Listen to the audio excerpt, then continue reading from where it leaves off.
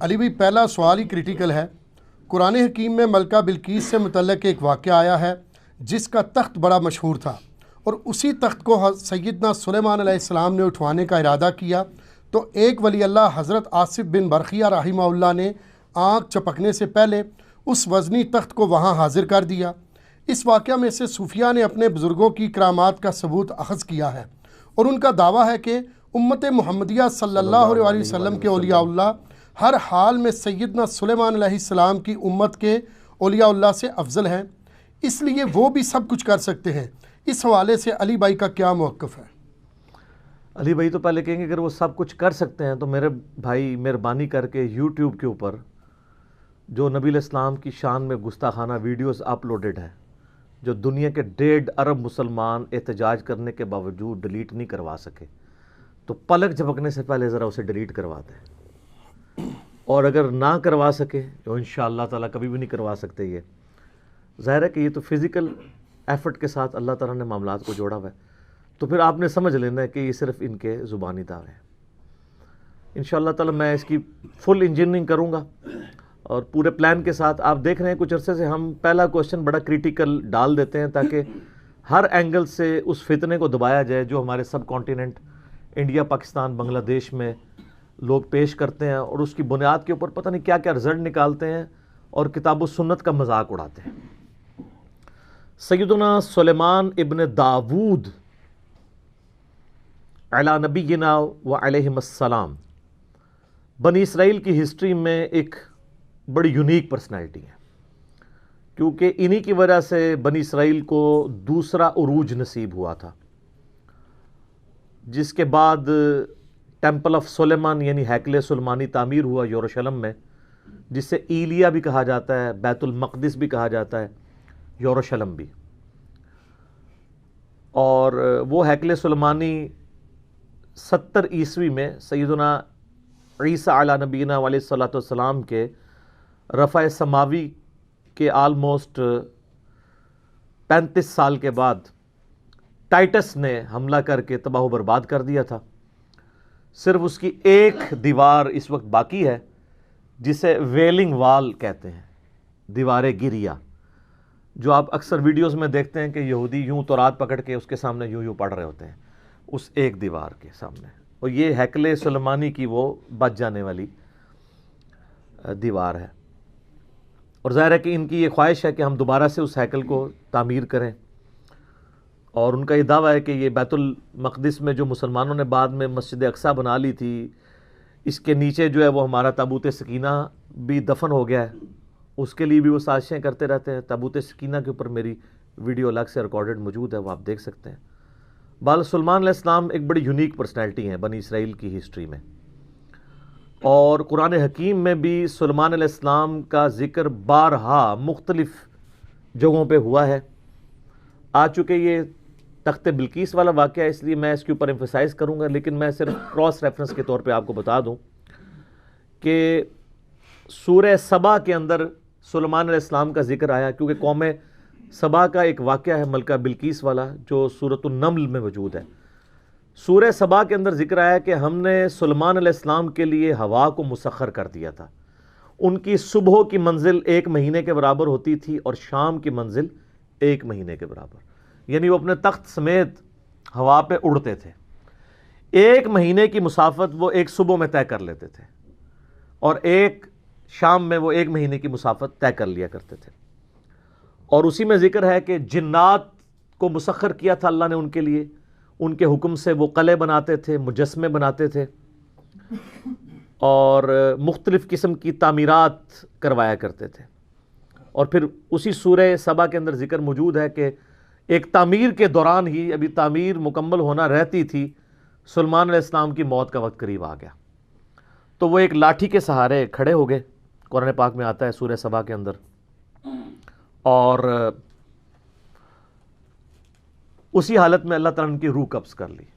اب چونکہ وہ ایک بیلنس فارم میں لاٹھی کو سہارا لیے ہوئے بیٹھے تھے، کرسی پہ بیٹھے ہوئے ہوں گے یوں کر کے، تو ان کا جسم یوں ہی رہا، کافی عرصے تک وہ رہا، اور اتنا زیادہ عرصہ کہ قرآن پاک میں آتا ہے کہ دیمک جو کیڑا ہے اس نے اس لاٹھی کو چاٹا، تو ظاہرہ دیمک ایک دن میں تو نہیں چاٹتی، اور حتیٰ کہ وہ جب سارا چاٹ لیا تو وہ لاٹھی ٹوٹ گئی تو حضرت سلیمان علیہ السلام کا جسم زمین پہ آ گیا. تو اس وقت جنات کو پتہ چلا کہ یہ تو فوت ہو چکے ہیں کب سے. تو اللہ تعالیٰ نے اس پہ ورڈکٹ دی ہے کہ اگر جنات غیب کا علم جانتے ہوتے تو اتنی مشقت میں نہ پڑتے. تو یہ اللہ تعالیٰ نے عقیدے کی بھی اصلاح کی ہے. دوسرا اس سے یہ بھی عقیدہ پتہ چلا کہ انبیاء کے جسموں کو اللہ تعالیٰ اسپیشل پروٹیکشن دیتا ہے مرنے کے بعد بھی. احادیث تو بہت موجود ہیں، لیکن جو لوگ منکرین حدیث ہیں وہ کہتے ہیں قرآن سے ثابت کریں کہ انبیاء کے جسم سلامت رہتے ہیں، تو سر یہاں سے ثابت ہوتا ہے. اور تیسری بات یہ بھی پتہ چلی کہ اللہ تبارک و تعالی جو ہے وہ اپنے بندوں کے عقیدوں کی اصلاح کے لیے اس طرح کے واقعات کرتا ہے تاکہ وہ اس سے عبرت پکڑیں. اس کے باوجود اگر کوئی عبرت نہ پکڑے تو اس کی اپنی بدبختی ہے، اور وہ یہ عقیدہ رکھے کہ اللہ کے سوا کوئی اور بھی غیب جانتا ہے. غیبی خبر علیحدہ چیز ہے، وہ صرف انبیاء کے پاس آتی ہے. اور چوتھی بات یہ بھی ہے کہ حضرت سلیمان علیہ السلام کا جسم جب زمین پہ آیا تو کوئی ان کی گستاخی نہیں ہوگی. یہ ہوتے ہیں نا تو یہ کہتے ہیں نہیں، وہ اچانک فرشتے نمودار ہوئے، انہوں نے اپنی ہتھیلیوں پہ لے لیا جسم. ٹھیک ہے، تو ایسے تو نہیں ہوا. تو کئی ایک رزلٹ نکلتے ہیں، تھوڑا سا تفکر کرنے سے پتہ چل جاتا ہے. اچھا، سورہ صاد کے اندر 99 دمیوں کا ذکر ہے. ایک واقعہ حضرت سلیمان علیہ السلام اور ان کے والد داؤد علیہ السلام کا، اس پہ میرا الگ سے کلپ ریکارڈڈ موجود ہے. وہاں پہ بھی ڈیٹیل سے ان دو باپ بیٹا کا ذکر آیا ہے. اور اللہ تعالیٰ نے فرمایا ہم نے ان کو حکمت دی تھی، جنات پہ ان کی حکومت تھی، ان کے حکم سے وہ بڑی بڑی عمارتیں بھی تعمیر کرتے تھے اور سمندروں میں غوطے لگا کے چیزیں بھی نکالتے تھے جنات. یعنی اللہ تعالیٰ نے ان کے لیے مسخر کر دیا تھا. پھر سورۃ البقرہ میں بھی اللہ تعالیٰ نے سلیمان علیہ السلام کے دور کا ذکر کیا کہ شیاطین کا انٹریکشن عوام الناس سے بہت زیادہ بڑھ گیا تھا جنات کا اس دور کے اندر. اور اسی دور کے اندر سورۃ البقرہ میں آتا ہے کہ ہاروت اور ماروت دو فرشتے تھے جو اللہ تعالیٰ کی طرف سے آزمائش کے طور پہ نازل ہوئے، اور وہ لوگوں کو جادو سکھایا کرتے تھے اور ساتھ بتاتے تھے کہ یہ تمہاری آزمائش ہے، سیکھو نا. اور وہ اللہ تعالیٰ فرماتا ہے ایسا علم سکھاتے تھے جادو کے ذریعے جس سے میاں بیوی میں جدائی ڈال دیں. اور وہ ساتھ بولتے تھے کہ ہم تمہاری آزمائش ہیں. ظاہر ہے شر بھی جتنا ہے وہ اللہ ہی نے پیدا کیا نا. من شر ما خلق، میں ہر اس چیز کے شر سے تیری پناہ میں آتا ہوں جو تو نہیں پیدا کی ہے. تو آزمائش کے طور پہ وہ ہاروت اور ماروت کا پھر اکثر لوگ پوچھتے ہیں وہ ہاروت اور ماروت الٹے لٹکے ہوئے ہیں، یہ ہو گیا. وہ فرشتے تھے میرے بھائی، فرشتے اللہ کے حکم کی نافرمانی نہیں کرتے.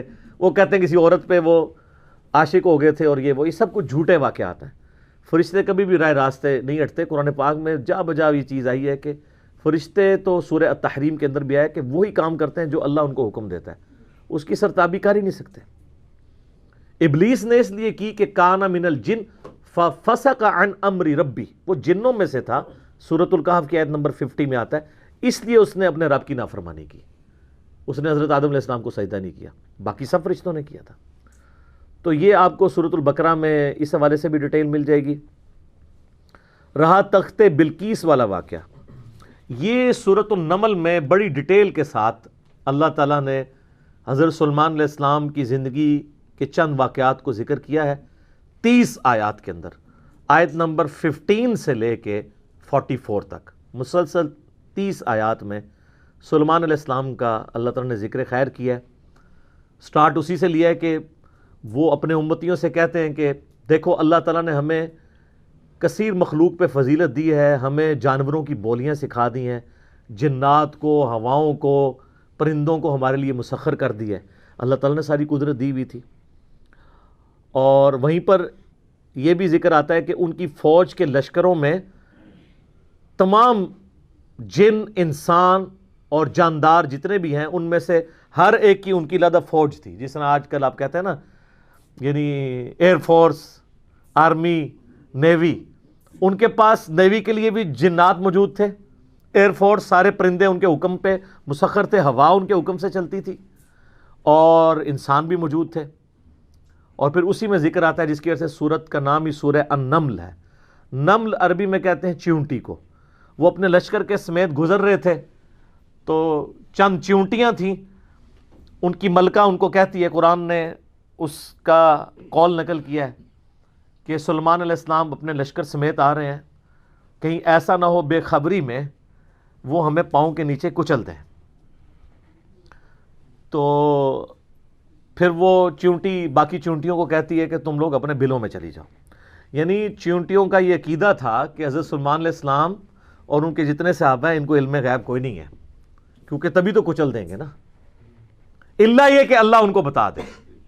اچھا، آپ بزرگوں کے علم غیب لے کے بیٹھے ہوئے، تو اس میں اللہ تعالیٰ نے سلیمان علیہ السلام کو اس چیونٹی کی بات سنوا دی، تو سلیمان علیہ السلام اس پر مسکرائے، اور مسکرا کے یہ نہیں کہا کہ مجھے علم غیب ہے، کہا کہ اللہ کا شکر ہے کہ اللہ تعالیٰ نے یعنی مجھے یہ کوالٹی دی ہے کہ اللہ تعالیٰ نے اس چیونٹی کی بات مجھے سنوا دی ہے۔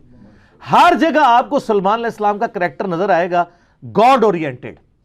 ویسے یہودیوں میں ایک گروہ ایسا بھی ہے جو سلیمان علیہ السلام سے سخت نفرت کرتا ہے، اور بڑے بڑے ان کے اوپر سکینڈل بھی بنائے ہوئے ہیں انہوں نے، کیونکہ سلیمان علیہ السلام بڑے کٹر قسم کے موحد تھے، تو توحید و عزم نہیں ہوتی نا۔ ہر جگہ آپ کو نظر آئے گا سلیمان علیہ السلام جب بھی کوئی کام ہوتا ہے نا، اپنے تو کسی کمال کا ذکر ہی نہیں کرتے، وہ کہتے ہیں یہ اللہ نے مجھے آزمایا ہے، اللہ نے مجھے دیا ہے تاکہ میں اللہ کا شکر ادا کروں، اللہ مجھے جانچ رہا ہے کہ میں نے، وہ تو سینٹرڈ اراؤنڈ گاڈ، اور یہی ایک موحد کی نشانی ہوتی ہے۔ اور وقت کا پیغمبر تو امام الموحدین ہوتا ہے نا، تمام موحدین کا امام ہوتا ہے۔ تو وہ چیونٹی جو ہے نا، اس کی گفتگو حضرت سلیمان علیہ السلام سن کے مسکراتے ہیں اور پھر اللہ تعالیٰ کا شکر ادا کرتے ہیں کہ مجھے اللہ نے یہ کوالٹی دی ہے۔ اس کے بعد پھر ذکر آتا ہے کہ اسی دعا میں وہ کہتے ہیں کہ اے اللہ مجھے بخش دے، مجھے اپنی رحمت سے اپنے نیک بندوں میں داخل فرما، اور یہ جو تو نے مجھے اس طرح کی نعمتیں دی ہیں تو مجھے اس قابل بنا کہ میں تیری نعمتوں کا شکر ادا کرتا رہوں۔ ہائے ہائے، یہاں کہتے ہیں بزرگوں کا کمال ہے، فلاں کی نگاہ کرم، حالانکہ وہ کہہ سکتے تھے میرے ابا جی دیاں دعاواں نے، انہوں دا فیض ہے، میں انہوں دا ہی مرید ہوں نا، ابا وہ ہے بھی تھا، داؤد علیہ السلام پیغمبر تھے۔ سب کچھ گاڈ اورینٹڈ ہے۔ ایک پیغمبر کا باپ بھی پیغمبر ہے تو وہ اپنی کسی کوالٹی کو اپنے پیر کی طرف منسوب نہیں کر رہا، جو واقعی جینون پیر ہے اللہ کی طرف منسوب کر رہا۔ اسی لیے تو آپ کو کہا جاتا ہے نا کہ آپ قرآن نے ڈائریکٹ نہیں پڑھنا، آپ گمراہ ہو سکتے ہیں، کیونکہ آپ یہ سوچیں گے نا۔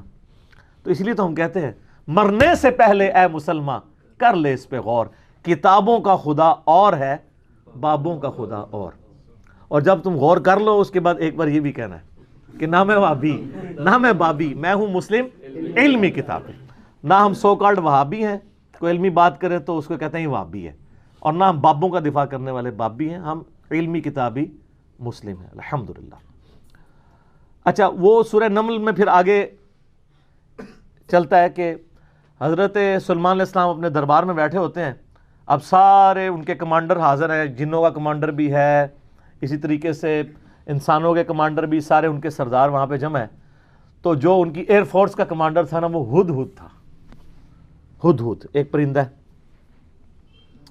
جس کی بڑی خوبصورت سی کلگی ہوتی ہے، جیسے مرغے کی ہوتی ہے، اور بڑا ایکسٹرا آرڈنری پرندہ ہے۔ آپ جا کے گوگل پہ سرچ کریں، یوٹیوب پہ اس کی ویڈیوز دیکھیں کہ اللہ نے اس کو کیا صلاحیتیں دی ہوئی ہیں۔ وہ ان کا سمجھ لیں ایئر فورس کا چیف تھا، ٹھیک ہے۔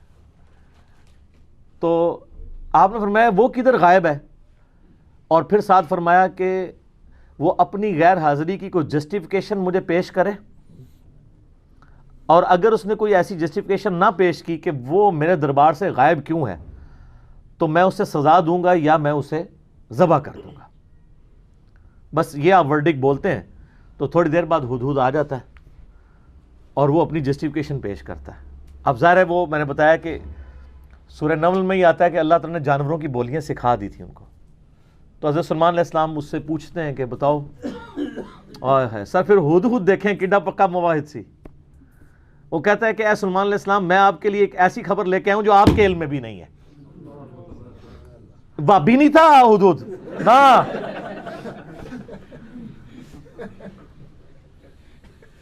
اچھا، سلیمان علیہ السلام نے کہا کیا خبر لے کے آیا ہوں؟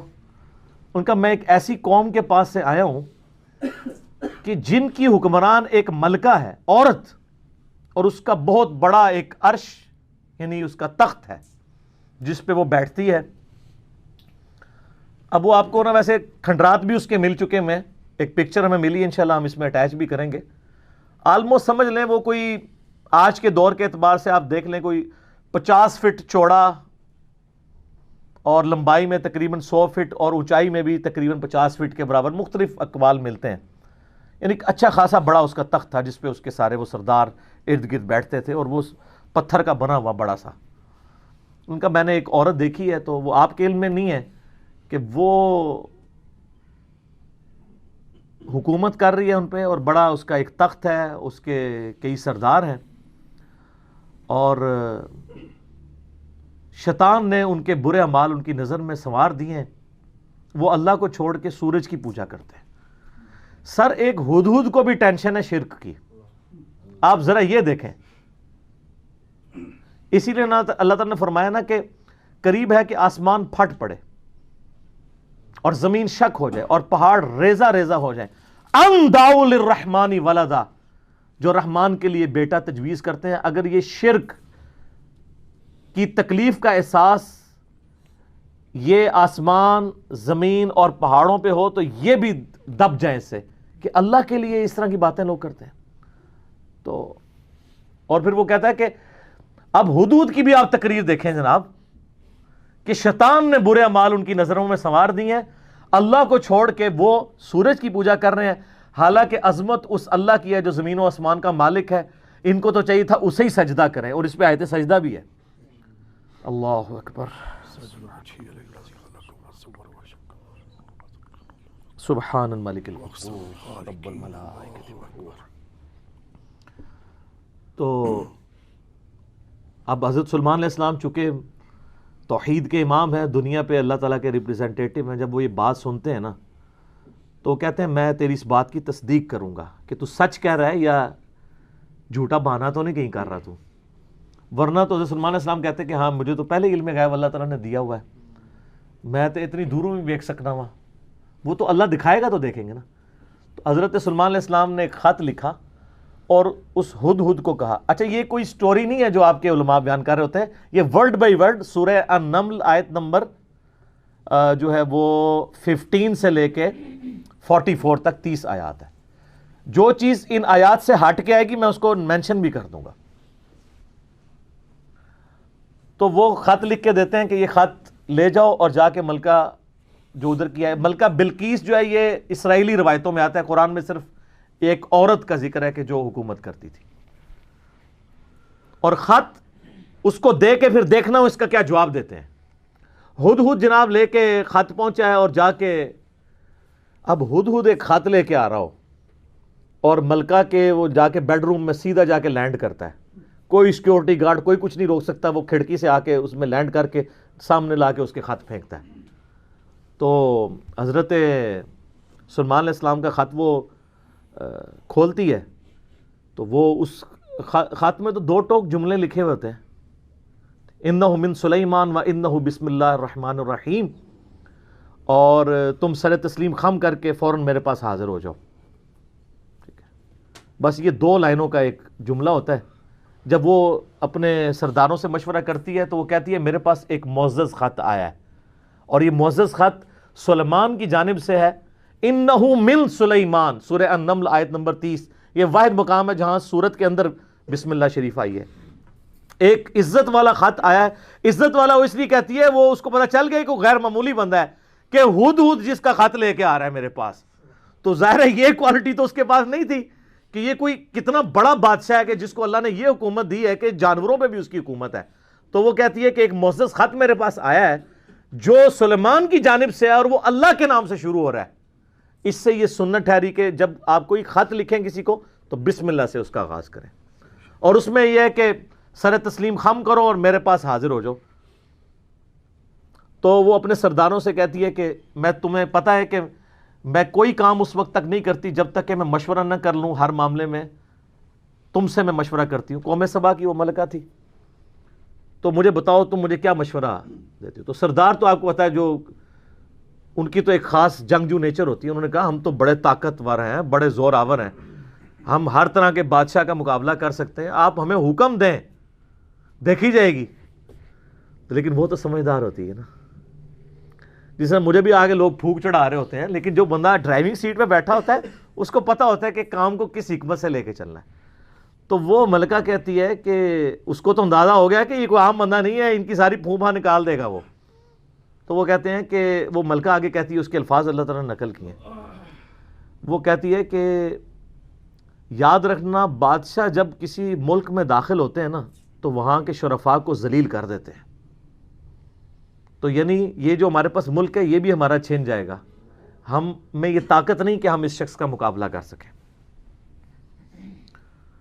یہاں پہ بھی آپ دیکھ لیں انگریزوں نے یہی کیا ہے نا, جب انگریز یہاں حکومت میں ہے نا, سب سے زیادہ ذلیل انہوں نے کیا ہے خاندان مغلیہ کو, اس لیے کہ وہ یہاں پہ رولرز تھے. تو انہوں نے کہا پہلے تو جناب ان کو اتنا ذلیل کرو نا, کیونکہ ان کے اندر جراثیم موجود ہیں حکومت کرنے کے, ان کو تو ذلیل و خوار کرو. تو وہ ملکہ کی بات یونیورسل ٹروتھ اللہ نے نقل کیا کہ جب بادشاہ داخل ہوتے ہیں تو وہاں کے شرفاء پھر سب سے پہلے وہ ذلیل ہوتے ہیں. تو وہ کہتی ہے کہ اس میں جلدی نہیں ہمیں کرنی چاہیے, میں سلیمان کو نا کچھ گفٹ بھیجتی ہوں اور میں دیکھتی ہوں کہ اس کے رسپانس میں وہ کیا کرتا ہے, تو پتہ چل جائے گا کہ وہ واقعی ایک دنیا دار بادشاہ ہے یا اللہ کا ریپریزنٹیٹو ہے. یہ اس نے چیک پوائنٹ رکھا کہ اگر دنیاوی بادشاہ ہوا تو دنیاوی بادشاہ پرانے زمانوں میں دوسرے ملکوں پہ کیوں حملہ کرتے تھے, تاکہ ان سے ان کی دولت ہتھیائیں. تو اگر ہم جزیہ دینے پہ آمادہ ہو جائیں اور سالانہ ہم ایک رقم مقرر کر لیں گے, اتنا آپ کو ٹیکس یا جزیہ دیا کریں گے, تو وہ ٹل جائے گا. تو وہ بڑے زیادہ تحائف دے کے نا ایلچی روانہ کرتی ہے سلیمان علیہ السلام کے پاس.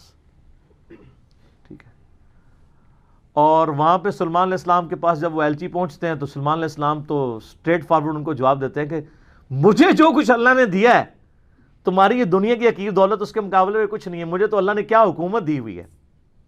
ٹھیک ہے, تو بلکہ سورہ نمل میں اللہ تعالیٰ نے ان کی دعا بھی نقل کی ہے. سلیمان علیہ السلام کہتے ہیں اللہ مجھے ایسی حکومت دینا جو میرے بعد پھر کسی کو نہ ملے. اور انسانی تاریخ میں سلیمان علیہ السلام سے بڑا بادشاہ نہ ان سے پہلے کو گزرا ہے نہ بعد میں, جس کو اس لیول کی اللہ تعالیٰ نے حکومت دی ہو.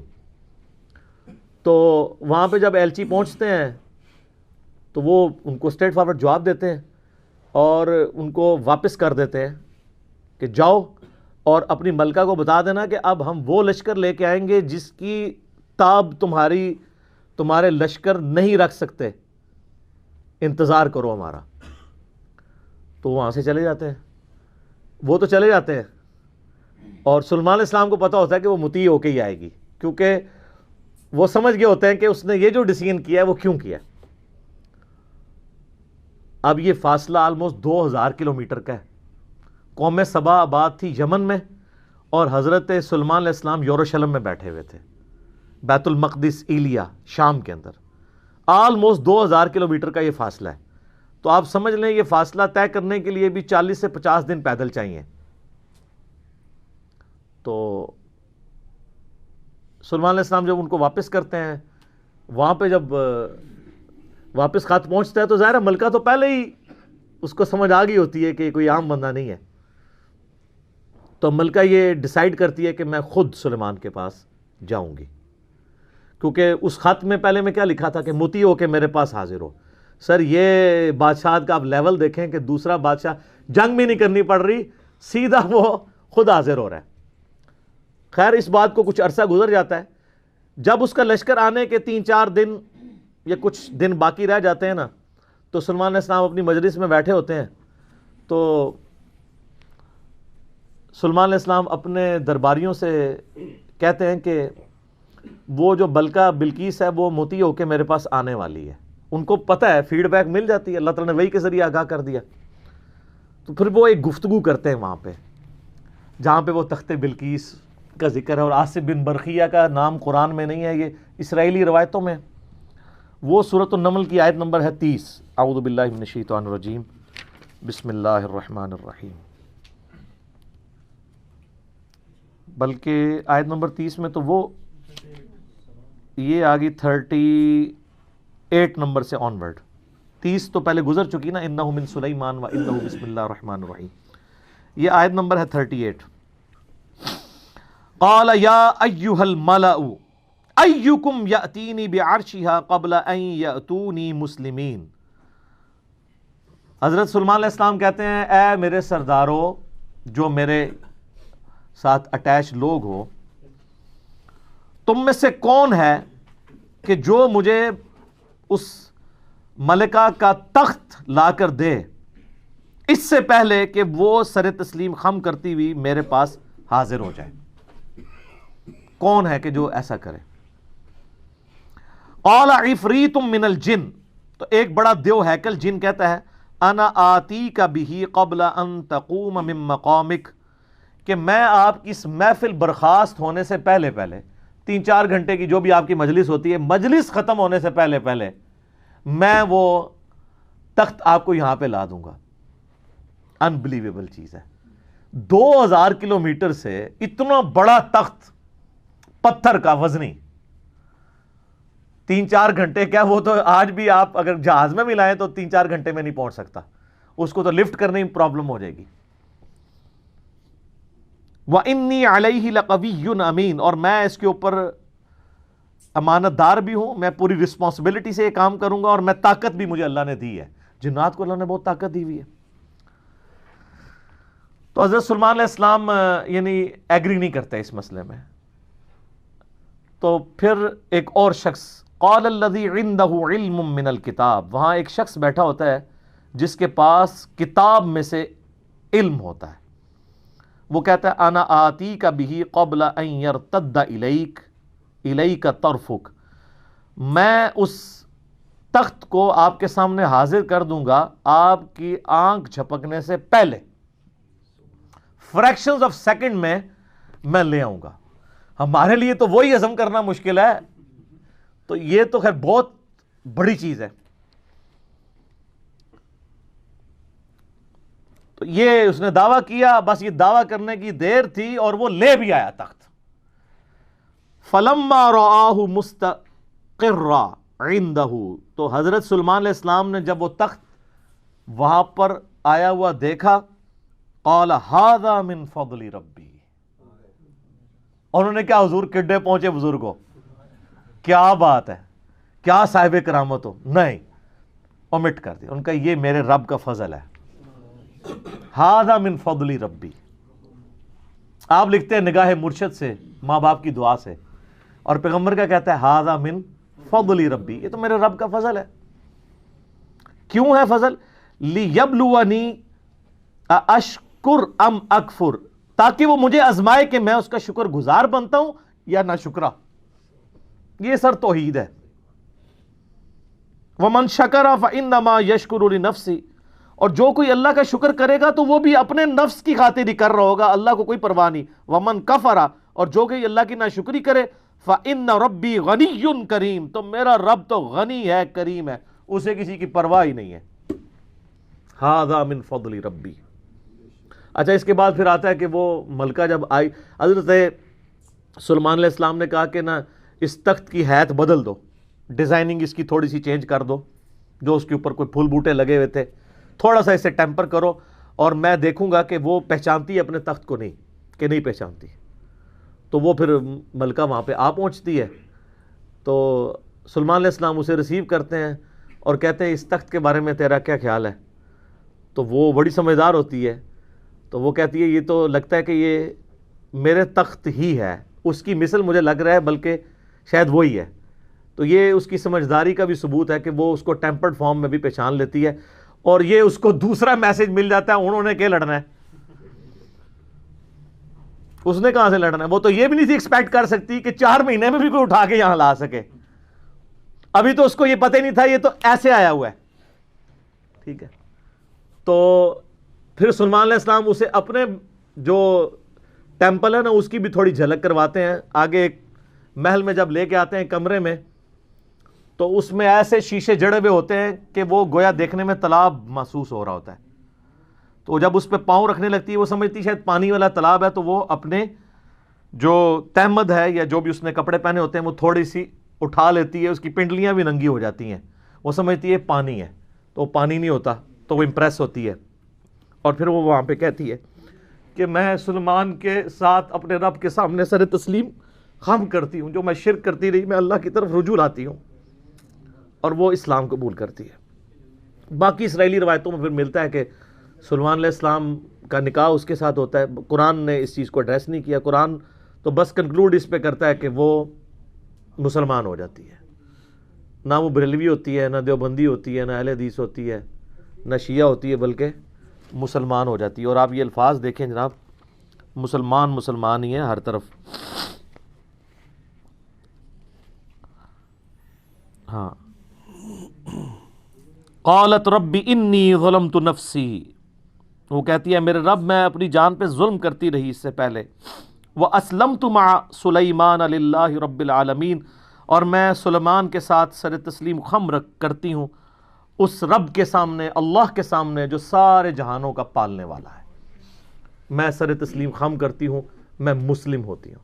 تو وہ اپنا آپ اپنے رب کے حضور سر تسلیم خم کر دیتی ہے۔ تو یہ واقعہ یہاں پہ مکمل ہوا۔ اب وہ یہ کہتے ہیں جناب کہ جی وہ انہوں نے فکر اچھا اس سے تو توحید اخذ کرنی چاہیے تھی، یہ چکر میں پڑ کے وہ کہتے ہیں جو بندہ لبو کیڑا جے جنہیں اینج کر کے تخت لے کے آیا، وہ بندہ اگر امپورٹنٹ ہوتا نا تو اللہ تعالیٰ اس کی تعریف وہاں پہ بیان کرتا، اس کے تو فوراً ساتھ ھذا من فضل ربی آ گیا۔ وہ کہتے ہیں جی کوئی ولی اللہ تھا تو اب اس کا مطلب ولی اللہ یہ سب کچھ کر سکتے ہیں، اچھا جی تو پھر کیا کریے جو کر سکتے ہیں؟ تو وہ کہتے ہیں آپ رفع دین کرنا چھوڑ دیں چونکہ ایسے ولی اللہ رفع دین نہیں کرتے۔ یہی کچھ کہنا چاہ رہے ہوتے ہیں نا آپ، جو ہے ایاک نعبد و ایاک نستعین پڑھنا چھوڑ دیں، آپ ان بابوں کو پکارنا شروع کر دیں، یہ کہنا چاہ رہے ہوتے ہیں وہ اصل میں۔ تو تواڈے ہوتے اللہ نے بلا چھڑ دیتی ہے، ہن تک تواڈے نال ہوندی کیا ہے، میں ہن دی انجین نہیں کر لگا، ہو چکی ہے، لیکن آج میں اس ایک واقعے کی کرنے لگوں انشاءاللہ تعالی۔ قرآن پاک خاموش ہے کہ یہ کون تھا بندہ، یہ جن تھا، انسان تھا، فرشتہ تھا، پیغمبر تھا؟ کہا وہاں پہ ایک شخص تھا جس کے پاس کتاب کا علم تھا۔ قرآن کی روح سے تو کتاب کا علم جو ہے نا وہ پیغمبر کو دیا جاتا ہے، عین ممکن ہے وہ پیغمبر ہو، کیونکہ ایک وقت میں کئی پیغمبر اگلے زمانوں میں ہوا کرتے تھے۔ عین ممکن ہے وہ کوئی فرشتہ ہو، جیسا کہ بخاری مسلم میں حدیث ہے، اے اللہ روح قدس کے ذریعے حسان کی مدد فرما۔ حسان ابن ثابت شعر کہتے تھے تو اللہ تعالیٰ کے حضور نبی علیہ السلام نے دعا کی کہ جبرائیل علیہ السلام کے ذریعے اس کی مدد فرما، جس طرح قرآن پاک میں آتا ہے عیسیٰ علیہ السلام کی اللہ نے مدد کی تھی روح قدس کے ذریعے کہ وہ مٹی کی مورت میں پھونک مارتے تھے وہ پرندہ ہو جاتی تھی، مادر ذات اندھے اور کوڑیوں پہ ہاتھ پھیرتے تھے تو اس کو شفا ہو جاتی تھی، روح قدس کے ذریعے حضرت عیسیٰ علیہ السلام کی مدد کی گئی۔ تو یہاں پہ بھی سلیمان علیہ السلام کی مدد کسی فرشتے کے ذریعے کی گئی ہو، عین ممکن ہے۔ اور امام فخر الدین رازی المتوفی 606 ہجری، جنہیں صوفیاء بھی امام مانتے ہیں اور علماء کا طبقہ بھی امام مانتا ہے، انہوں نے بڑی ایک مشہور تفسیر لکھی، تفسیر کبیر۔ بڑی بڑی خرافات ہیں اس تفسیر میں، اچھی چیزیں بھی ہیں۔ وہ بضد ہے کہ یہ جو الفاظ ہیں نا کہ وہ شخص جس کے پاس کتاب کا علم تھا یہ خود حضرت سلیمان علیہ السلام ہی تھے۔ سلیمان علیہ السلام خود وہ تخت لے کر آئے اور ان کا ھذا من فضل ربی، دیکھو میں لے آیا ہوں یہ۔ اچھا اب ان ساروں کو مصیبت پڑ گئی ہوئی ہے، پوری تصوف کھڑی تھی اس واقعے پہ، صوفیوں کے امام اور ایسا امام جسے علماء بھی امام مانتے ہیں، وہ کہتے ہیں سلیمان علیہ السلام آپ لے کے آئے ہیں۔ اب اگر وہ سلیمان علیہ السلام لے آتے ہیں تو ساری بابیں ختم، ٹھیک ہے۔ تو یہ میں نے علمی طور پہ بات کی، لیکن یہ ان کی جو تفسیر ہے یہ قرآن میں فٹ ان نہیں بیٹھتی۔ قرآن پاک اس معاملے کو اس سے زیادہ اہمیت نہیں دیتا کہ اللہ تعالیٰ کی قدرت کا اظہار ایک شخص سے ہوا جو حضرت سلیمان علیہ السلام کا درباری تھا، چاہے وہ جن تھا، فرشتہ تھا یا کوئی پیغمبر تھا، انسان تھا، کوئی بھی تھا۔ اس کے بعد ہمیں رویہ بتایا گیا کہ ہم نے اللہ کی طرف رجوع لانا ہے۔ یہ نہیں کہا گیا کہ اس سے آپ نے اپنے بزرگ بابے ثابت کرنے ہیں، یہ بالکل غلط ایٹیچیوڈ ہے۔ اور اس کے اوپر یہ ڈاکٹرن کھڑا کرنا کہ جی حضرت سلیمان علیہ السلام کے امتی کی اگر یہ شان ہے تو نبی علیہ السلام کے امتیوں کی شان اس سے زیادہ ہوگی۔ شان زیادہ ہونے کے لیے کمالات کا زیادہ ہونا ضروری نہیں ہوتا۔ قرآن تو شان کی بنیاد علم بتاتا ہے، اور اس کے بعد اگر آپ کی نسبت بھی ہے، جیسے نبی علیہ السلام کو اللہ نے اگلی امتوں پہ ان کی امت کو فضیلت دی ہے نبی علیہ السلام کی وجہ سے، کنتم خیر امت اخرجت للناس، اور نبیوں والا کام دیا ہے، تأمرون بالمعروف وتنہون عن المنکر وتؤمنون باللہ۔ تو تو یہ اس قسم کے رزلٹ نکالنے کی کوشش کرتے ہیں. تو میں اب ان کو سمجھانے کے لیے ایک بات کر رہا ہوں کہ یہ تو امتی کی بات ہو رہی ہے نا. ہمارے محبوب صلی اللہ علیہ وآلہ وسلم ان کے بارے میں جو ہمارا عقیدہ ہے وہ کیا ہے؟ صحیح مسلم میں حدیث ہے کہ شب معراج آپ علیہ السلام نے انبیاء کی امامت فرمائی. تو امام الانبیاء ہوئے نا. اچھا، کیا اس کی بنیاد میں ہم یہ ماننا شروع کر دیں کہ اگلے نبیوں کی جو جو کوالٹیز تھیں وہ ہمارے پیغمبر میں موجود ہے؟ تو ایسے نہیں ہو سکتا. کلی فضیلت ضرور ہے، کئی ایک چیزیں ہیں جو اگلے انبیاء کو جزوی طور پہ فضیلت حاصل تھی جو ہمارے نبی علیہ السلام کو حاصل نہیں ہے. کلی فضیلت ہمارے پیغمبر کی ہے صلی اللہ علیہ وآلہ وسلم. میں آپ کے سامنے رکھتا ہوں. حضرت آدم علیہ السلام کو فرشتوں نے سجدہ کیا نا. کیا ہمارے نبی علیہ السلام کو کیا یا ہم اپنے نبی علیہ السلام کو سجدہ کر سکتے ہیں؟ تو آپ کی انالوجی مانی جائے کہ اگلے سارے نبیوں کی شان یہاں پہ جمع ہو، پھر تو سارے امتیوں کو چاہیے حضور کو سجدہ کریں. وہ تو ابو داؤد ترمذی ابن ماجہ میں حدیث ہے، ایک صحابی نے جب سجدہ کیا فرمایا سر اٹھا کیا کر رہا ہے؟ جب میں فوت ہو جاؤں گا تم میری قبر سے گزرو گے، کیا وہاں پہ بھی سجدہ کرو؟ انہوں نے کہا نہیں یا رسول اللہ. تو فرمایا مجھے کو سجدہ کر رہے ہو؟ اگر میں سجدہ جائز سمجھتا تو بیویوں سے کہتا کہ اپنے خامدوں کو سجدہ کریں اس حق کے سبب جو اللہ نے ان کو دیا ہے. تو سجدہ تعظیمی بیان ہو گیا نا ہمیشہ کے لیے. اچھا، بخاری اور مسلم دونوں میں آتا ہے کہ قیامت والے دن سب لوگ ننگے اٹھائے جائیں گے اور سب سے پہلے اللہ تعالیٰ ابراہیم علیہ السلام کو لباس پہنائے گا. تو یہاں پہ ابراہیم علیہ السلام کی جزوی فضیلت ہے. بخاری مسلم دونوں میں حدیث ہے کہ قیامت والے دن جب اللہ تعالیٰ مجھے اٹھائے گا تو میں دیکھوں گا کہ موسیٰ علیہ السلام مجھ سے پہلے ہی اللہ کے عرش کا پایا تھامے ہوئے کھڑے ہیں. مجھے نہیں پتا کہ ان پہ قیامت کی بے ہوشی طاری نہیں ہوئی یا مجھ سے پہلے اللہ نے ان کو زندہ کر دیا ہے. اس بے ہوشی کے سبب جو دنیا میں اللہ کی تجلی کی وجہ سے ہوئی تھی. یہاں پہ موسیٰ علیہ السلام کو جزوی فضیلت حاصل ہے. عیسیٰ علیہ السلام بغیر باپ کے پیدا ہوئے نا. یہ تو سب سے بڑی پھکی اور اینٹی وینم اور علمی الزامی جواب ہے. تو یہ ان کی فضیلت ہے نا. یہ فضیلت آپ ہمارے نبی علیہ السلام کے لیے ثابت کر سکتے ہیں؟ باقی تو سب کچھ کھینچتے رہو گے، کچھ کر لو گے، ایسا کیا کرو گے؟ اور اس سے بڑی بات، ہمارے نبی علیہ السلام کو موت آ چکی، اللہ کی جنتوں میں زندہ ہے. عیسیٰ علیہ السلام آج تک نہیں مرے، ان کو موت نہیں آئی. وہ تو رفع سماوی ہوا نا. وہ اپنی سیکنڈ ڈیسینڈنگ کے اندر اللہ تعالیٰ وہ یہاں پہ اس امت میں آئیں گے اور زندگی گزار کے فوت ہوں گے. تو حضرت عیسیٰ علیہ السلام تو ابھی تک زندہ ہے. تو اب یہ فضیلت نبی علیہ السلام کو آپ دیں گے؟ تو یہ کوئی طریقہ نہیں ہوتا اینالوجیز بنانے کا. اگر نبی علیہ السلام کے ساتھ اینالوجیز نہیں بنا سکتے تو باقی تو پھر چھڈ ہی دو نا. ان کے امتیوں کی بنیاد بنانا تو بڑی دور کی بات ہے. جو چیز ثابت ہوگی وہ ہم مانیں گے. سلیمان علیہ السلام کا وہ امتی تھا یا کوئی فرشتہ تھا یا جن تھا یا صحابی تھا، وہ کام کر دیا، وہ تو ہمارے پاس ثابت ہو گیا. آپ اپنے بابوں کے بارے میں جو جھوٹے کلیم کر رہے ہیں نا، وہ آپ کو ثابت کرنے کے لیے لانا پڑے گا. اور آج کل تو بڑا آسان دور ہے، کہتے ہیں دنیا اولیاء اللہ سے خالی نہیں ہے. ایک ولی بھی نہیں پہ لفظہ تو جس کو ہم BBC، CNN، Al Jazeera, Geo, ARY، Dunya T V کے سامنے لے کے آئیں اور ساری دنیا کو بابوں کا پجاری بنا لیں جو آپ بنوانا چاہتے ہیں. بابی بنا لیں تو لے آئیں، ہم اس کے سامنے وہ یہ اس میں سے کوئی کام کر کے بتائے. کہتے ہیں نا جناب بزرگ سب کچھ کر لیتے ہیں اور ان کے پاس بڑی بڑی کوالٹیز ہوتی ہیں.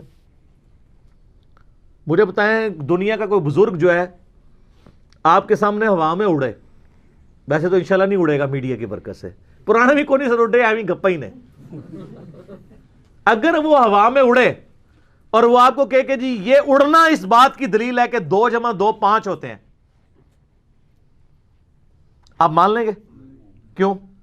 کیونکہ آپ کو یہ بات پتا ہے کہ 2 + 2 4 ہوتے ہیں.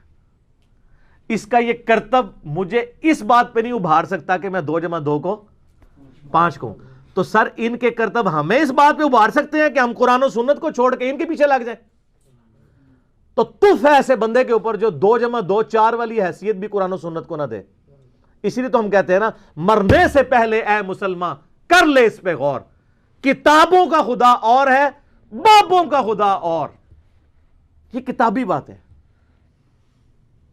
اور یہاں تو کتنے لوگ ہیں جو ایلوژن کر دیتے ہیں. یہ ڈیوڈ کاپر فیلڈ کو ذرا آپ یوٹیوب پہ جا کے دیکھیں, کرس اینجل کو دیکھیں, کبھی وہ پانی پہ چل رہا ہے, کبھی دیوار پہ چڑھ کے بتا رہا ہے, کبھی ہوا میں اڑ کے, وہ سارا ایلوژن ہی کیا ہوا ہے اس نے, وہ پورا دھوکہ ہے, اس کی بھی ویڈیوز رکھی ہیں کیسے کر رہے ہیں. اللہ نہ کرے پاکستان آ جائے تو سارے مولویاں اور پیراں دی دکاناں بند, سارے دربار اجڑ جان گے. آپ دیکھ لیں وہ جو کچھ کر کے بتا رہا ہے. کیوں؟ لوگ کہیں گے آپ کے بابوں کی تو کتابوں میں لکھی ہوئی ہیں, جعلی کتابیں باتی ہیں, یہ تو ہم سامنے دیکھ رہے ہیں. تسی آؤ تو کر کے دسو, ان کر کے دسو نا جناب. میں نے ان کو بہت بڑی بات کی ہے. یہ تو کہتے ہیں نا یہ ہمارے بزرگ جو ہے دلوں کا حال جان لیتے ہیں. میں نے ان کو کہا کہ یہ تو بہت دور کی بات. میں اپنا مشین ڈیزائن کا فارمولہ یا میکینکس اور مٹیریلز کا فارمولہ لکھ کے دیتا ہوں, کوئی بزرگ مجھے وہ لکھا ہوا دیکھ کے پڑھ کے بتا دے. اچھا یہ بھی مانتے ہیں نہیں پڑھ سکتا, اس میں اتنے زیادہ کوئی لیٹن کے الفابیٹ ہیں, کچھ گریک کے الفابیٹس ہیں, جس نے وہ سیکھا نہیں ہوا وہ تو اس کو بتا ہی نہیں سکتا. ابھی تو میں یہ کہہ نہیں رہا کہ وہ بتائے کہ یہ فارمولہ کس چیز کا, یہ تو بالکل نہیں بتا سکتا, صرف پڑھ کے بتا دے. تو وہ کیسے کوئی اس طریقے سے معاملات کر سکتا ہے؟ سب کچھ جھوٹ کے اوپر چل رہا ہے. باقی اگر آپ نے منوانا ہے تو اے کوڑا تے اے میدان ہو. میں ان کو بار بار کہہ رہا ہوں آپ کی بزرگی ہم نے چاٹنی ہے, بلکہ میں اپنے بارے میں کہتا ہوں اگر میں بزرگ ہوں اور میرے پاس یہ کوالٹیز ہے تو مجھے مر جانا چاہیے. اور جس طرح ایک بابا جی کہتے ہیں نا, اوے امت مر جائے حضور دے خاکے پہ بن دے جے. امت تے سر بعد مرے, پہلے تے او مرے نا جنہیں بارے تہاڈا عقیدہ ہے کہ وہ دنیا کا نظام چلا رہے ہیں, وہ کیوں نہ پہلے مرے جس کے پاس اختیار بھی ہے کہ وہ یوٹیوب سے وہ ویڈیوز نہ گستاخانہ ڈیلیٹ کرا سکے. تو آپ کو یہ کہنا چاہیے سب سے پہلے ہمارے وہ بزرگ مر جائیں کہ بزرگی وہ کلیم کیے ہوئے ہیں, اور یوٹیوب پہ نبی علیہ السلام کی گستاخانہ ویڈیوز اپلوڈڈ ہیں, ہم نہیں ڈیلیٹ کروا سک رہے. میں اپنے اوپر کہتا ہوں مجھ پہ لعنت ہو کہ اگر میرے پاس یہ اختیار ہو اور میں ویڈیوز نہ ڈیلیٹ کروا سکوں. اور آگے اس کو آپ خود اپلائی کر دیں جس کے اوپر کروانا ہے. یہ باتیں کرنا آسان ہے نا, تو یہ کر کے بتائیں. اور جی وہ کہتے ہیں جناب وہ جی نگاہ مارتے ہیں, ایسے نگاہ اٹھاتے ہیں جناب عرش پہ, نیچے تکتے ہیں جناب 7 زمینہ, تیل بھی کراس. اے تیل دے نہ گھاٹے فٹ ہو گیا جی. تیل کسی بزرگ نے نہیں دریافت کیتا یار. یعنی کتنے انرجی کرائسس ہیں پاکستان کے اوپر. دنیا میں بھی جو پہلا تیل کا کنواں ہے اس کو بمشکل 200 سال ہوئے ہوں گے. پنسلوینیا میں امریکن سٹیٹ میں سر ایڈون نے دریافت کیا ہے. داڑھی تھی ان کی پوری مٹھی تھی لیکن مسلمان نہیں تھے. کسی بزرگ نے نہیں تیل دریافت کیا. تو یہ کیا زمین کے اندر 7 زمینوں کے نیچے جا کے دیکھتے رہے, تیل نظر ہی نہیں آیا انہوں. کہانی جھوٹ. اچھا وہ ہمارے پاس ایک ہمارے محلے دار ہے نا, وہ کہتے ہیں جناب وہ میں نے تو آئے دن داتا صاحب آ کے منو ملتے ہیں. میں کہا سر جب ہوں آون نا تو تسی پڑھنا لا حول ولا قوت الا باللہ. اگر غائب ہو گئے تو شیطان ہے, اگر وہ جمے رہے تو بزرگ نے. کہتا نہیں تو استغفار, گستاخی ہے. میں کیوں گستاخی ہے؟ بخاری مسلم کی حدیث ہے کہ جنت کے خزانوں میں سے خزانہ اللہ نے مجھے دیا ہے, لا حول ولا قوت الا باللہ. میں نے کہا آپ میرے سامنے لا حول ولا قوت الا باللہ پڑھو, میں غائب نہیں ہوں گا. اعوذ باللہ من الشیطان الرجیم پڑھو, میں غائب نہیں ہوں گا. میں تو خوش ہوں گا. اگر کوئی اولیاء اللہ میں سے ہے تو وہ اسم اعظم سن کے تو خوش ہوگا, بلکہ بزرگوں کو حاضر کرنا ہو تو پڑھنا چاہیے لا حول ولا قوت الا باللہ. وہ خوش ہو کے حاضر ہو جائیں, اسم اعظم ہے نا یہ. تو چونکہ یہ لا حول ولا قوت الا باللہ پڑھتے نہیں ہیں, وہ شیطان اندر غائب بھی نہیں ہوتا. کدے وہ کہتے ہیں خضر ہے, کدے کچھ کہتے ہیں, کدے کچھ کہتے ہیں, بالکل جھوٹ بولتے ہیں. اور پھر وہ لیم ایکسکیوز کیا دیتے ہیں, کہتے ہیں دیکھیں جی یہ موبائل انگریزوں نے بنایا ہے, اتنی ہی دور سے سن لیتا ہے, تو اللہ کا ولی نہیں سن سکتا. دیکھیں ادھر جاؤ سر اسی تو ہم دیں گے, بزرگوں کو تو چھوڑ دیں. ایک عام انسان جانوروں سے تو افضل ہے نا. تو ان بزرگوں کے جتنے مریدین ہیں, یعنی آپ لوگ جو ہم سے آ کے جھگڑتے ہیں, آپ جانوروں سے افضل ہیں نا. تو چڑیا تو اڑ لیتی ہے, آپ میں سے کون ہے جو اڑ سکے؟ بزرگ بھی نہیں اڑ سکتے اللہ کے فضل نال, تسی بھی نہیں اڑ سکتے. تو یہ کمپیریزن کروانا بالکل غلط ہے, کیونکہ اللہ تعالیٰ نے اس کو وہ کوالٹیز دی ہیں جو انسانوں کو نہیں دی. اور انسانوں کو ایسی کوالٹیز دی ہیں جو ان کو نہیں دی ہیں. تو جو اللہ نے جو کوالٹی دی اس فریم آف ریفرنس سے باہر نہیں کو نکل سکتا. اگر وہ کہتا ہے اڑ سکتا ہے کوئی ان میں سے, تو قرآن میں یہ والا واقعہ تو آیا تخت بلقیس والا, آپ کو ہم کیسے چیک کریں؟ آ جاؤ سارے منار پاکستان. لیکن ہمیں تو یقین ہے, جس طرح ہمیں یقین ہے 2 + 2 4 ہوتے ہیں, آپ کی شہادت کا بھی ہمیں یقین ہے. ہم پیراشوٹ گوروں کا بنایا ہوا آپ کو باندھ دیں گے, گوروں کا بنایا ہوا. یہ میں اس لیے کہہ رہا ہوں تاکہ پتہ چلے کہ ان بزرگوں کی کنٹریبیوشن کیا ہے, جو کہتے ہیں ہمارے پاس اتنے علوم ہیں, اور منار پاکستان سے ان کو نیچے دھکا نہیں دیں گے. خود ہی بسم اللہ پڑھ کے, یا جو بھی, یا شیخ عبد القادر جنانی, یا وہ جو کہتے ہیں نہیں فلانے پیر صاحب اتھوں ٹرے تے اتھوں ٹری تے اتھوں پکڑ لیا, بلا لو سارے بابے نو تے چھال مارو, تو پورا پاکستان آپ کے پیچھے چلے گا اور مان لے گا. اور جب آپ زمین کے قریب پہنچنے لگے نا, تو آپ نے ایک دفعہ تو اپنے عقیدوں سے توبہ کرنی ہے, اور شعر پڑھنے کا تو ٹائم نہیں ہونا, آپ شہید ہی ہو جائیں گے.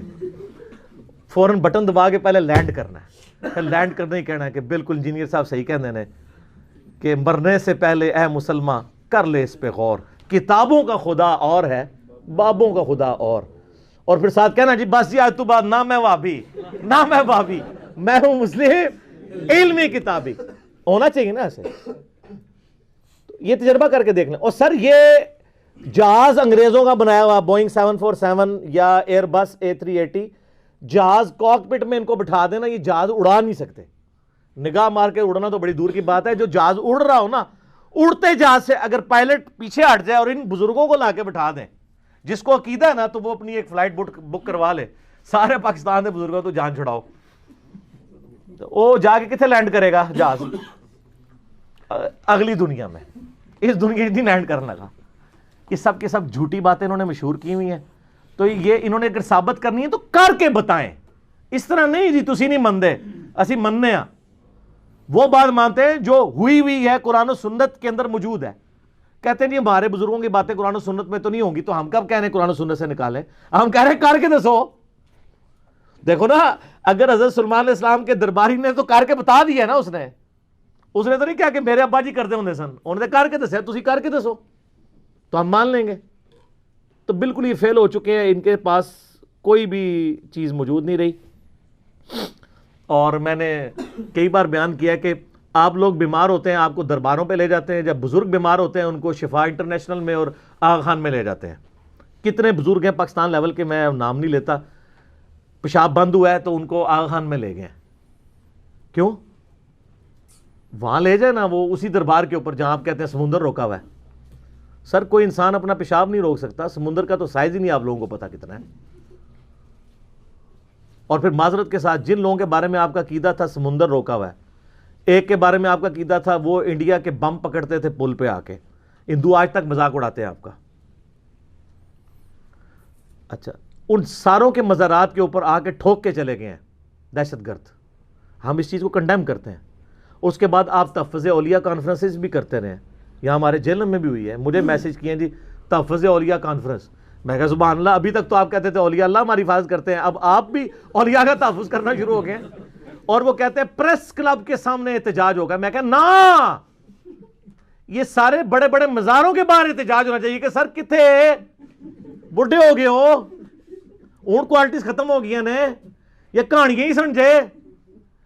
جو بندہ قبر سے نکل کے راوی کے پل پہ آ رہا ہے, تو جو ادھر ٹھوک کے جا رہا ہے اس کو کیوں نہیں پکڑ رہا؟ سوچنے والی بات ہے نا. جو سمندر روک سک رہا ہے, اسی مزار کے اوپر کتنے لوگ آ کے دہشت گرد کے حملے کے اندر, دہشت گردوں کے حملے میں مارے جاتے ہیں, کیوں نہیں روک سک رہا؟ اچھا, اب بعض لوگ پتہ کہتے ہیں, وہ کہتے ہیں جی وہ جی خانہ کعبے میں بھی کرین گر گئی تھی نا, فوراً اسے پہنچ دے جائے, کیونکہ ان کو پتا ہے اللہ انہاں دا ہے, بابے ساڈے نے, تو سر اسی اون کرنے ہیں. سر اللہ نے کہیں دعویٰ نہیں کیا کہ آپ بسم اللہ پڑھ کے ساکٹ میں 2 انگلیاں ڈال دیں تو آپ بچ جائیں گے. اللہ نے دنیا بقدر ایفرٹ رکھی ہے. اللہ نے تو حسین علیہ السلام کو ذبح ہوتے بھی دیکھا ہے. اللہ نے خانہ کعبے کی 2 دفعہ توہین ہوتے بھی دیکھی ہے, یزید کے ہاتھوں بھی, حجاج ابن یوسف کے ہاتھوں بھی. ابرا کا لشکر ایک ہی دفعہ ہلاک کیا تھا. بخاری مسلم میں حدیث ہے قرب قیامت میں ایک پتلی ٹانگوں والا حبشی کعبے کی اینٹ سے اینٹ بجا دے گا. تو نبی علیہ السلام خود بتا رہے ہیں دنیا بقدر ایفرٹ اللہ نے رکھی ہے. لیکن آپ کا بزرگوں کے بارے میں دعویٰ ہے کہ دنیا کا نظام چلا رہے ہیں, اور یہ سب کچھ کرتے ہیں. اللہ نے کہیں نہیں کہا, اللہ نے تو آپ کی ڈیوٹی لگائی ہوئی ہے کہ آپ نے بقدر ایفرٹ کرنا ہے. اس لیے اللہ تعالیٰ والا ہمیں کوئی دھونس نہ ڈالے اس معاملے میں. اللہ نے دنیا کو اسباب کے ساتھ جوڑا ہے, ورنہ تو ہوتا کہ بسم اللہ پڑھو پیاس بجھ جائے گی, پانی سے ہی بجھے گی. اسباب سے جڑا ہوا ہے اللہ تعالیٰ نے. تو یہ بڑی مثال دینا بالکل ان کی غلط ہے. میں ساتھ ساتھ یہ جو وسوسے ڈالتے ہیں نا لوگوں کے ذہنوں میں, میں وہ ساتھ کلیئر کرتا ہوں. ابھی اگلے دنوں میرا ایک ویڈیو کلپ چڑھا ہے, وسیلے کے نام پر دھوکہ. وسیلے کے نام کے اوپر استعانت اور مشکل کشائی ثابت کرتے ہیں, دو الگ چیزیں. کئی ایک چیزیں اس میں نے بتائی ہیں, وہ آپ دیکھ لیں, آج محال نہیں کہ میں اس کی طرف جاؤں. تو یہ بزرگوں کے بارے میں کہتے ہیں جی روحانی آپریشن کرتے ہیں, وہ جی بائی پاس کر دیتے ہیں. میں نے کہا بائی پاس تو بہت بڑی چیز ہے, ادھر تو گرائنڈر چلتا ہے. ایک نو مولود بچے کا کوئی خطرہ بزرگ کر کے بتا دے, خطرہ تو نظر آ جانا نا ہوا ہوا سامنے, کہ خطرہ نہیں ہوتا. وہ جو بائی پاس کر سکتا ہے وہ خطرہ نہیں کر سکتا. خطرہ نظر آ جانا ہے, بائی پاس کیا پتا ہے اندر ہوا ہے یا نہیں ہوا, اور روحانی ہے نا. سب شیطانی باتیں ہیں. اگر کوئی ہے تو خطرہ کر کے بتائے, نگاہ مار کے کر کے بتائے. خون بھی نہیں نکلنا چاہیے تھا, کیونکہ جو تسی بائی پاس کر دے وہ خون نہیں نکلتا, روحانی بائی پاس کر رہے ہوتے ہیں. سب کہانی ہے. آخر میں تو ویسے اس پہ گھنٹوں بول سکتا ہوں, میرا فیوریٹ ٹاپک ہے. میں اپنی گفتگو کو کنکلوڈ کرتا ہوں اس حدیث پہ جو صحیح مسلم کے اندر ہے, دجال کے کانٹیکسٹ میں. نبی علیہ السلام فرماتے ہیں کہ قرب قیامت میں جب دجال آئے گا نا, اس کے ماتھے پہ کافر لکھا ہوگا, لیکن وہ کافر ڈائریکٹ نہیں لکھا ہوگا, کاف الف فا را. تو ہو سکتا ہے وہ کوئی اس سے کچھ اور ہی بنا لے, کاف سے کشف بنا لیں, الف سے اس کو اللہ کہہ دیں, ٹھیک ہے جی, فا سے کچھ اور بنا لیں, اس طرح کوئی بنا سکتے ہیں. بہرحال وہ اب ظاہر ہے کہ اس کو اللہ نے غیر معمولی صلاحیتیں دی ہوں گی. صحیح مسلم میں پوری ڈیٹیل آتی ہے, آسمان سے بارش برسا دے گا, زمین سے سبزہ اگا دے گا, اور ایک مومن پھر اسے چیلنج کرے گا سامنے آ کے. وہ کہے گا تو دجال ہے. وہ کہے گا میں اتنا کچھ کر رہا ہوں تو مجھے رب کیوں نہیں مانتے. وہ کہتا ہے, وہ کہے گا اس لیے کہ مجھے میرے نبی کی حدیث پہنچی ہے کہ تو دجال ہے. کرتب سے متاثر ہونے والا تو یہ بندہ نہیں ہوگا, قرآن و حدیث والا ہوگا نا, کتابی ہوگا نا. بابی ہوتا تو سیدھا انہوں ہی سجدہ کر دینا. تو وہ کہے گا میں تجھے قتل کر دوں گا. وہ قتل کرے گا, پبلکلی اس کے 2 ٹکڑے کر کے ان ٹکڑوں کے درمیان چلے گا, اور پھر اسے ٹکڑوں کو جوڑ کے پھر زندہ کرے گا, اور کہے گا اب تو مجھے خدا مان, میں نے تجھے مار کے زندہ کیا ہے. وہ کہے گا تیرے اس عمل نے میرے عقیدے میں ہی اضافہ کیا ہے کہ تو واقعی دجال ہے, کیونکہ نبی علیہ السلام نے فرمایا تھا ایک مومن کو قتل کر کے وہ دوبارہ زندہ کرے گا, اور دوبارہ اس کو قتل کرنے پر قادر نہیں ہوگا, تو دجال ہے. ہائے ہائے. حضور علیہ السلام فرماتے ہیں وہ اس وقت کا سب سے بہترین مؤمن ہوگا, سب سے بہترین شہید ہوگا. لیکن وہ کون سا ہوگا؟ کتابوں کا ماننے والا, بابوں کا ماننے والا نہیں. سر اسی لیے ہم رو رو کے کہتے ہیں کہ مرنے سے پہلے اے مسلمان کر لے اس پہ غور, کتابوں کا خدا اور ہے, بابوں کا خدا اور ایک بار جھوم کے آپ نے میرے ساتھ نعرہ لگانا ہے, کیا؟ نہ میں وابی نہ میں بابی, میں ہوں مسلم علمی کتابی. جزاکم اللہ خیر.